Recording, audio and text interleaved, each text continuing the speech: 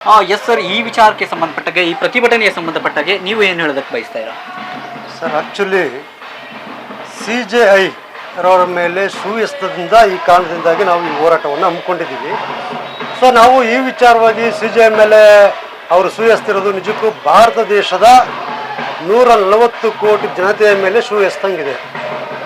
So ಆದ್ದರಿಂದ ಇದನ್ನು ನಾವು ಯಾವ ಥರ ಅರ್ಥ ಮಾಡ್ತೀವಿ ಅಂತ ಅಂದರೆ, ಶ್ರೇಷ್ಠತೆಯ ವ್ಯಸನ ಅಂತಕ್ಕಂಥದ್ದು ನಾವಿಲ್ಲಿ ಸ್ಪಷ್ಟಪಡಿಸ್ಬೋದು.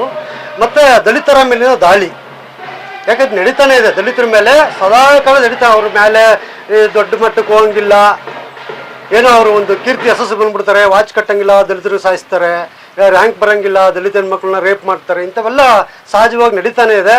ಇದ್ರ ವಿರುದ್ಧ ನಾವು ಹೋರಾಡಿಕೊಂಡು ಬರ್ತಾನೆ ಇದ್ದೀವಿ.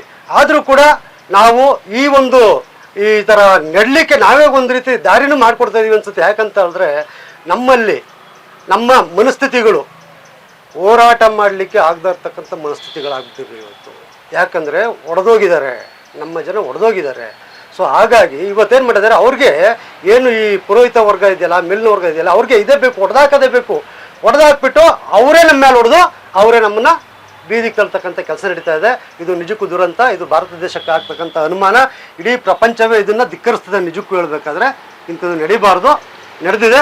ಇದು ಕೂಡಲೇ ಅವ್ರನ್ನ, ಆ ವ್ಯಕ್ತಿಯನ್ನು, ಶೂಸ್ ಎಸ್ತಕ್ಕಂಥ ವ್ಯಕ್ತಿಯನ್ನು ಕಾನೂನಿಗೆ ಏನಾದರೂ ಈ ಭಾರತ ಸರ್ಕಾರ ಬೆಲೆ ಕೊಡೋದಾದರೆ, ಗೌರವ ಕೊಡೋದಾದರೆ, ಸಂವಿಧಾನಕ್ಕೆ ಏನಾದರೂ ಗೌರವ ಕೊಡೋದಾದರೆ, ಆ ಪೀಠಕ್ಕೆ ಅವಮಾನ ಮಾಡಿರ್ತಕ್ಕಂಥವ್ರು ಕೂಡಲೇ ಬಂಧಿಸಿ ಆತನಿಗೆ ಕಠಿಣ ಶಿಕ್ಷೆಯನ್ನು ಕೊಡಬೇಕಂತೇಳಿ ಈ ಮೂಲಕ ನಾನು ಆಗ್ರಹಿಸ್ತಾ ಇದ್ದೀನಿ. ಎಸ್ ವೀಕ್ಷಕರೇ, ಈ ಒಂದು ಪ್ರತಿಭಟನೆಯ ಕುರಿತು ಏನು ಸುಪ್ರೀಂ ಕೋರ್ಟ್ನ ಜಡ್ಜ್ಗೆ, ಸುಪ್ರೀಂ ಕೋರ್ಟ್ನ ಮುಖ್ಯ ನ್ಯಾಯಾಧೀಶರಿಗೆ ಶೂ ಎಸೆದಂತಹ ಪ್ರತಿಭಟನೆಯ ಕುರಿತು ವಿದ್ಯಾರ್ಥಿಗಳು ಮತ್ತು ಸಾರ್ವಜನಿಕರು, ಪ್ರಾಧ್ಯಾಪಕರು ಜೊತೆಗೆ ಡಿಸಿಪಿ ಸಿದ್ದರಾಜು ಅವರ ಪ್ರತಿಕ್ರಿಯೆಗಳಾಗಿತ್ತು. ಕ್ಯಾಮರಾಮನ್ ಸತೀಶ್ ಜೊತೆ ರಿಪೋರ್ಟರ್ ಶಿವರಾಜ್ ಎಂಕೆ, ವಿಜಯವಾಹಿನಿ, ಬೆಂಗಳೂರು. ನಮ್ಮ ವಿಜಯವಾಹಿನಿ ನ್ಯೂಸ್ ಚಾನೆಲ್ನಲ್ಲಿ ಪ್ರಮೋಷನ್, ಜಾಹೀರಾತು, ಅಡ್ವರ್ಟೈಸ್ಮೆಂಟ್ ನೀಡಲು ಸಂಪರ್ಕಿಸಿ 9535808456.